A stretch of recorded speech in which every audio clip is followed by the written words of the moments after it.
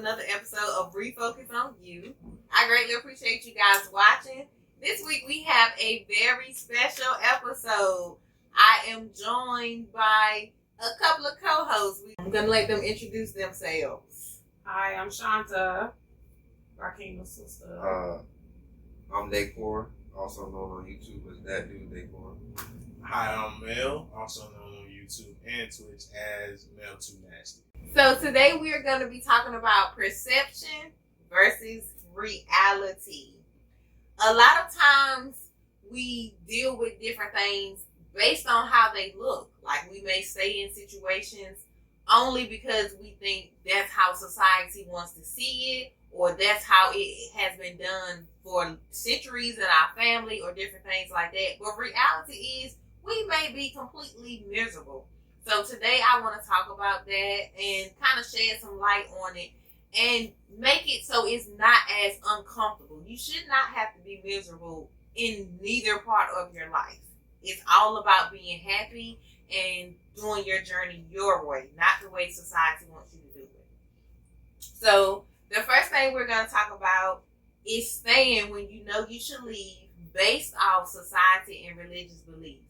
Now, I've heard so many people talk about, well, I got pregnant, so I got married because that's what my mother believed should have happened, or we was full Christian and I couldn't just have the baby out of wedlock, and different things like that. So let's talk about that.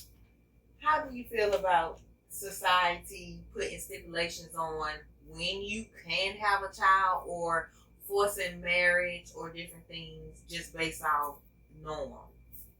Off of the society itself, it just kind of put a tightrope on how you would do life versus how you really wanted to do life.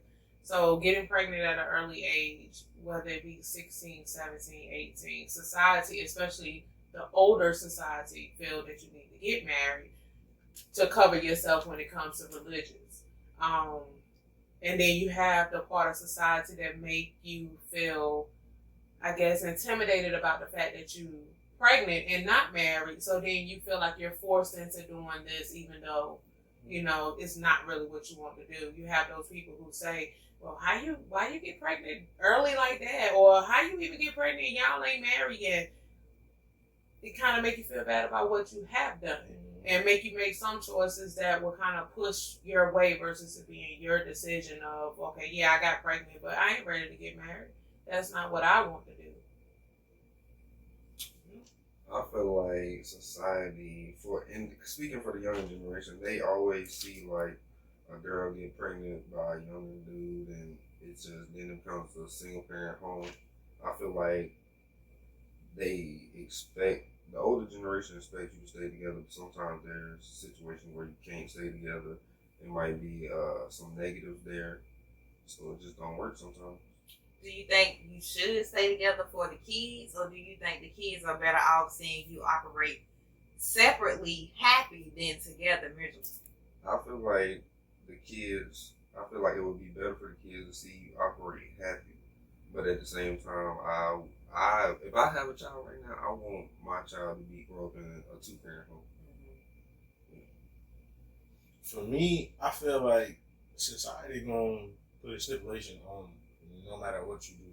Whether you get pregnant at an early age, in or out of wedlock, something gonna have something to say about it. That's true. But I look at it like this: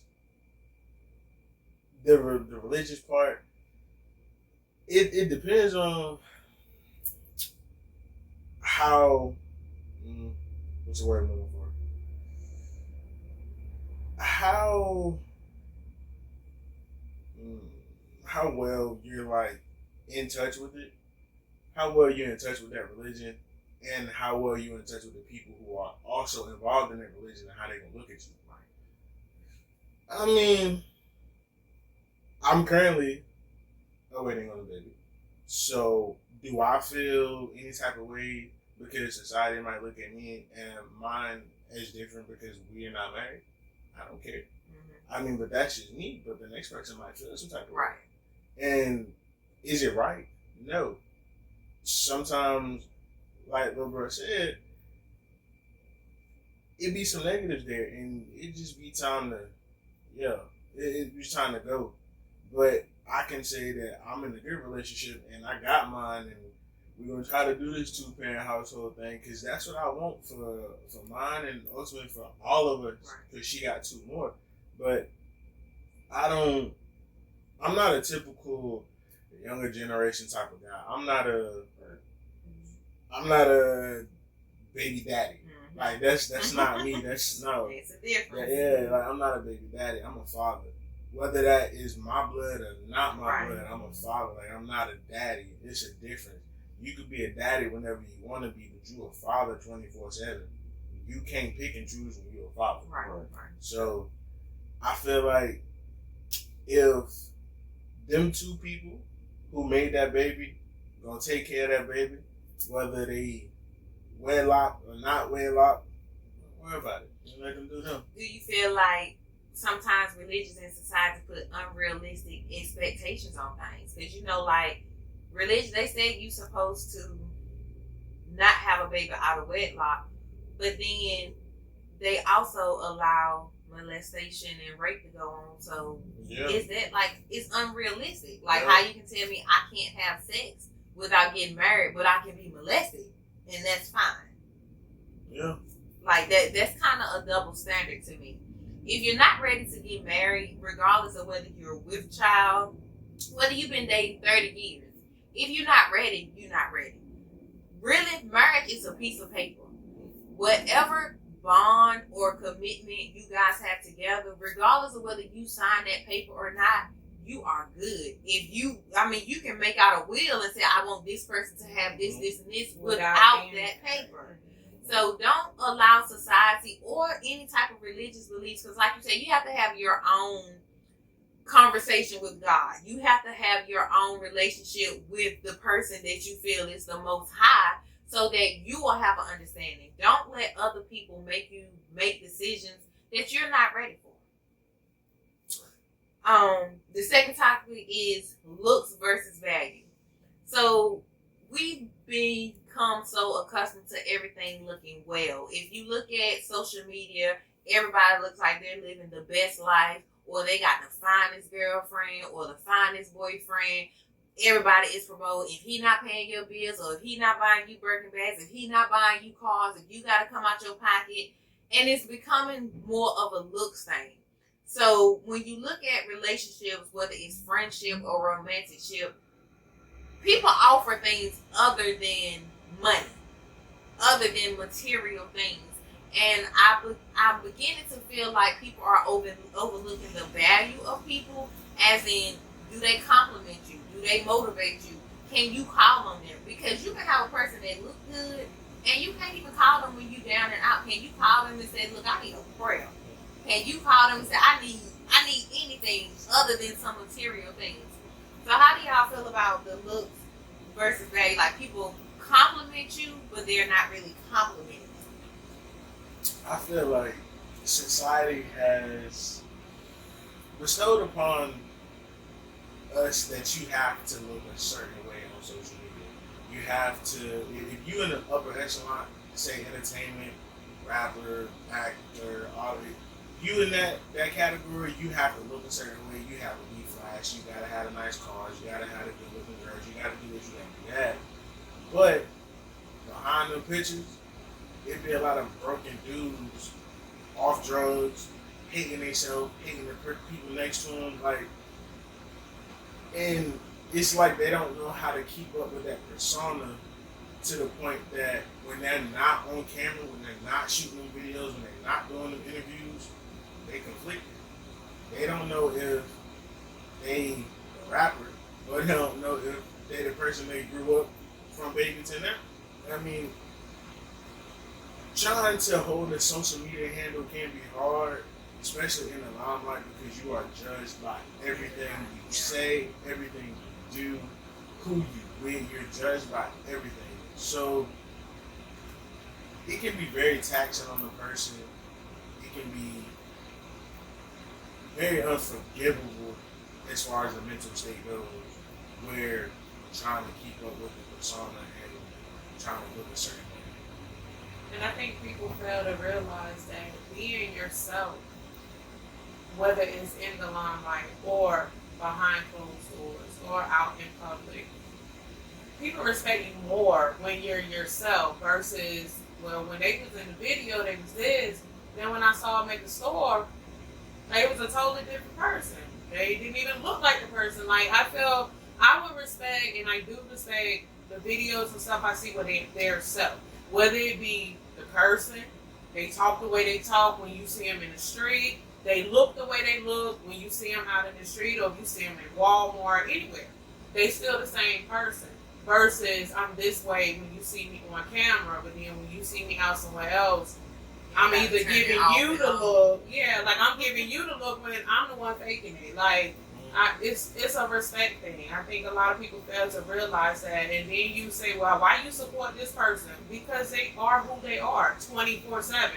They're not something totally different when I meet up with them somewhere or go out or this and that. They still the same person all the time, and it makes a difference. Yeah, I feel the same way. Like 9 times out of 10, your biggest idol or somebody that you look up to that's probably famous or has a higher status, they not the person that they showing themselves to be on camera or in the videos or the pictures that they take. You might think, oh, that's the sweetest person in the world, but you meet them in person, they don't want to be their pictures or shake their hand or speak to you. And then in reality, I feel like everybody, at the end of the day, you're a person. You're born a person. You have a mindset. So you grew up this way. I feel like you should always have that in you. Don't let nothing change you. I hear a lot of times YouTubers go out to LA and then they just change to some totally different type of person because they start making money. Like money change people for real. It's true. That's true. Make sure you are with people. You have people in your circle that actually benefits you. Feelings.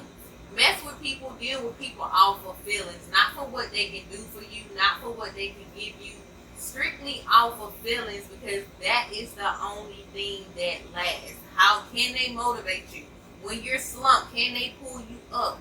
You're only as good as the people around you. Everybody needs a team. And if when you feeling down, your team can't pick you back up and throw you back to what you need to be doing, you need to check your team. If that pretty young lady beside you got the meanest mouth, or she's evil, her energy not good, only thing she is eye candy, what you need her for? I would rather be with an ugly person that treat me like a queen than a fine person that everybody's drooling over that is disrespectful or who's cheated on me, who's making me look like a fool. That's not a good look for nobody. I don't care how good they look.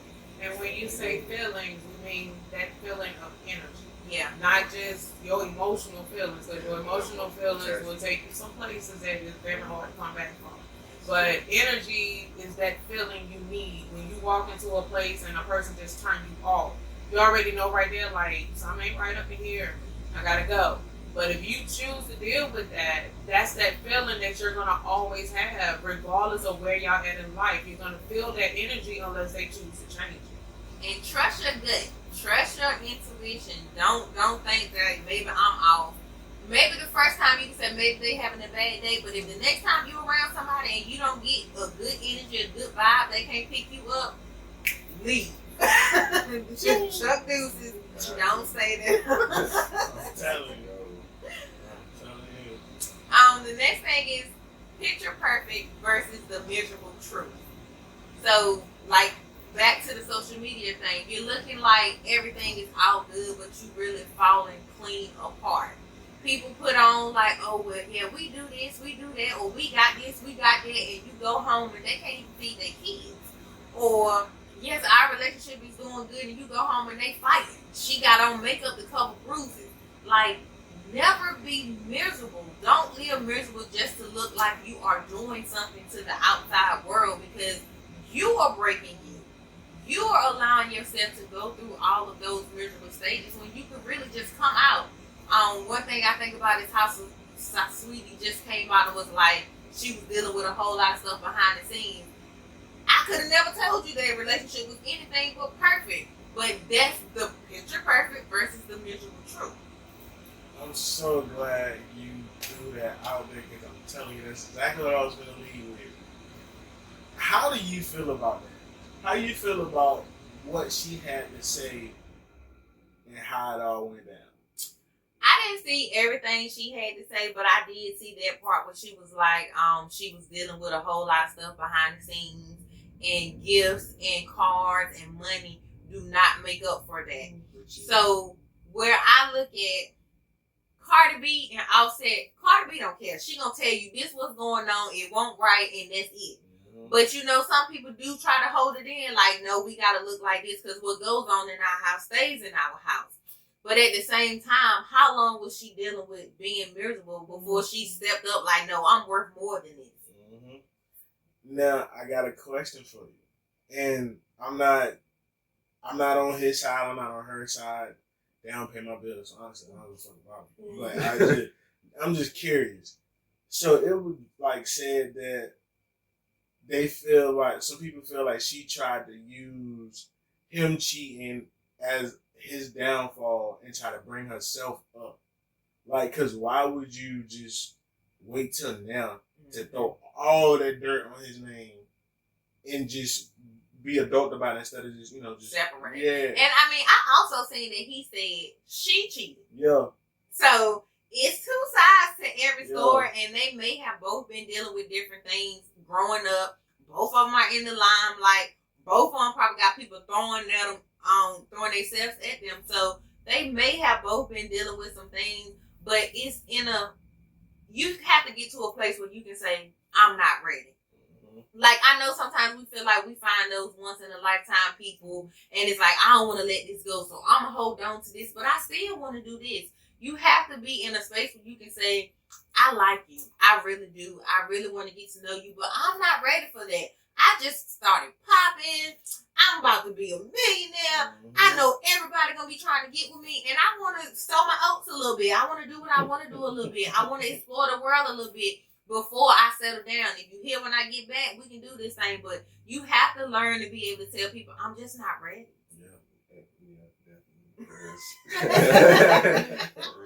It'll do you more justice. Right.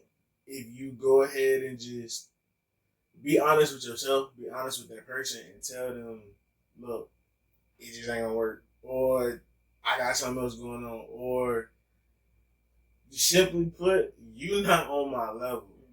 And I hate to be the brunt person here, but sometimes it be like that. Sometimes a person's just not on your fucking level. Like, you can do whatever you can to try to bring that person up or help that person out. But at the end of the day, somehow they find some way to flip it. Somehow they find some way to hurt it. And you can't do nothing about that when the person sets themselves up for failure, even though you try to extend that upper hand. And I mean, I don't feel like she should have put any of their business out. Okay, we're broke up, we're separate. That's it. Because if you've been holding on to being miserable this long, you might as well just hold it. Yeah. Like, it is what it is. We separated. We're not together no more. Don't ask me about it. I'm healing. He healing. Let us do what we do. So, as a grown woman, I don't feel like she should have said anything about it. We're separated. I'm single. Ready to mingle. What we doing? I don't want to talk about it because the more you talk about it, the more you're going to sit in that hurt. It's best for you to just take your time and actually heal from it. I don't want to hear about it. I don't want to do nothing about it. Just let me feel my feelings and move on with my life. Yeah, definitely don't let nobody ruin your energy. If you got something good going for yourself, stay in that. If that person you gotta let that person go to progress in your life, then let that person go. It's true. But if we are talking not on a relationship level, when it comes to the real and what's really behind the scenes, you will have some people who, because of society, ashamed to put out what's going on with them. True. So, and it can be anything. It can be drugs. It can be molestation. It can be anything that's being done to them, with them. And if they was to talk about it, they could get the help they need. But then you have people in society, companies in society who teach that is not something that you just go talk about. But I am a true believer that my story will save somebody. It doesn't matter if it's just one person that I meet throughout a life. Everything that I have been through from a baby on could help somebody else. It's a reason why children adapt to some people quicker than they do others. they feel energies way quicker than we do. And they know. So, and those stories that you said and you tell them and you talk to them about, those stories will help them in the long run.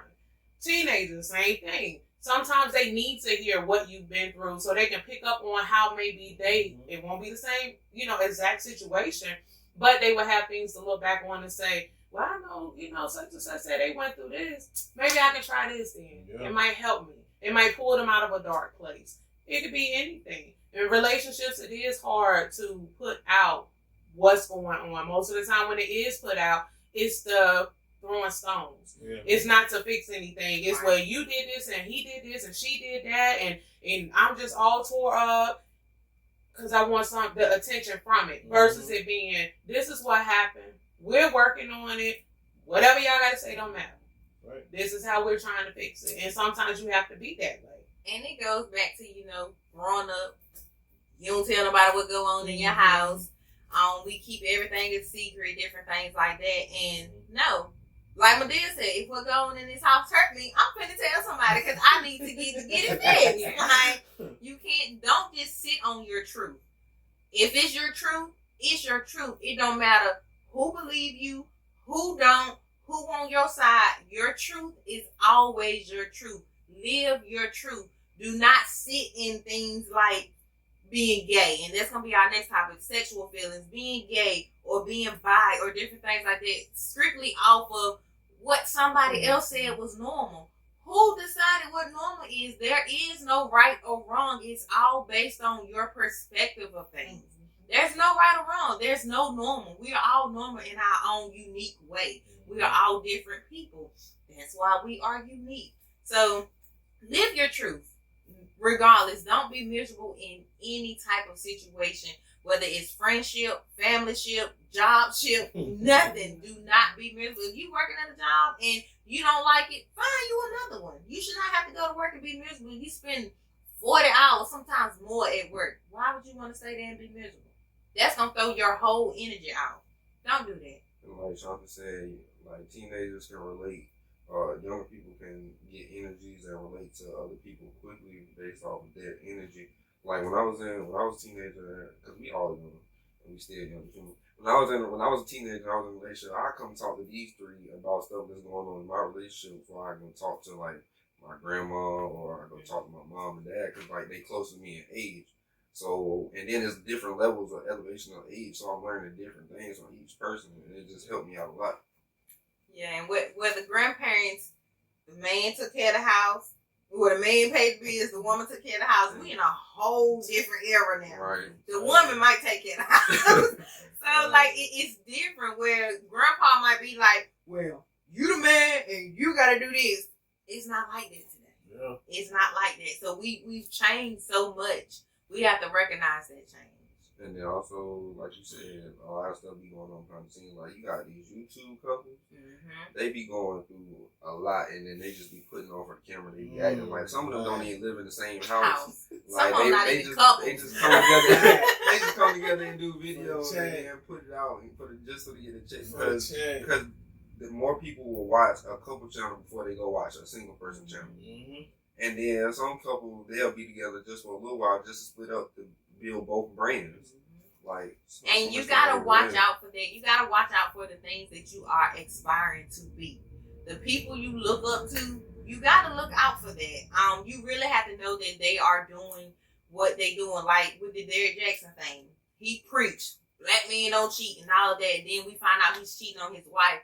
But when you think about it, who was around this man to say he was living the way he's supposed to live? Nobody could tell you that he was doing what he's supposed to do. You only get 3 to 5 minute videos of him telling you who you should be. So a lot of times we have to look out for that. We have to pay attention to those things and make sure that the person that you're following, if they are only telling you what you should do and not their hardships or the things that they're going through, they may not be living it. Like, I'll get on here and tell y'all, I can't do everything I'm supposed to do because I'm still working. You're still growing. You always have growth. And you will be tested in that growth. So the same way he was just tested to say, are you living the way you should be living or the way you say you are? You will be tested and you have to stand on those things. Hey, and for people watching, I know y'all see my face over here. I got one question. Did y'all hear that man reason? Oh, because he gave his life to God and his life fell apart. Man said his relationship was right with God, so he had to go cheat. Where they do that at? well, and see, Right. this is what we mean as far as religion. You got those type of people who trying to stand in front of the camera and tell you how to live your life, but behind the scene they out doing whatever they want to do. Get your own interpretation about your life. Watch your people you look up to, but at the same time mold your own self. Yeah. And if you want to add a little flash or a little dash from them, cool. But at the end of the day, keep your soul intact so you can always be who you are. Take what you need, leave what you don't. Tell But never put nobody on such a high pedestal that you don't think that they'll follow. Because we all make mistakes and we all are still growing. Yeah. And growing is a progress. You have to do that every single day. So never just look up to anybody and think they're picture perfect, because we all have our downfalls. Was it DR and Ken? They just thought they was the most perfect relationship in the world. Ain't nobody cheating no way, man. Look, he cheated on her. And they had a whole story about it. I ain't getting the full backstory because I don't keep up with YouTube public, because that ain't my forte. I watch content creators that doing wild stuff. Like I like to watch the public interviews and sit in front of the camera and just talk. I don't be doing the public YouTube like that. But that's the thing. That's why I say you're gonna be tested. You're gonna be tested. If it's something that you're promoting, you're gonna be tested. I'm tested on my consistency. I'm tested on my growth myself. I'm tested on my mouth. I'm tested on a whole lot of things because I promote all of those things. You're gonna be tested. If you stand on it, you're gonna be tested, and either you're gonna fall and see the error of your ways, or you're gonna pass the test.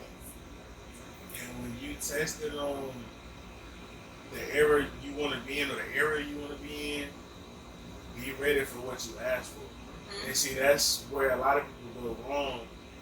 They asking, oh, I'm so ready for this, and why can't I be more successful in this? And when it hit, they're not ready for it. Right.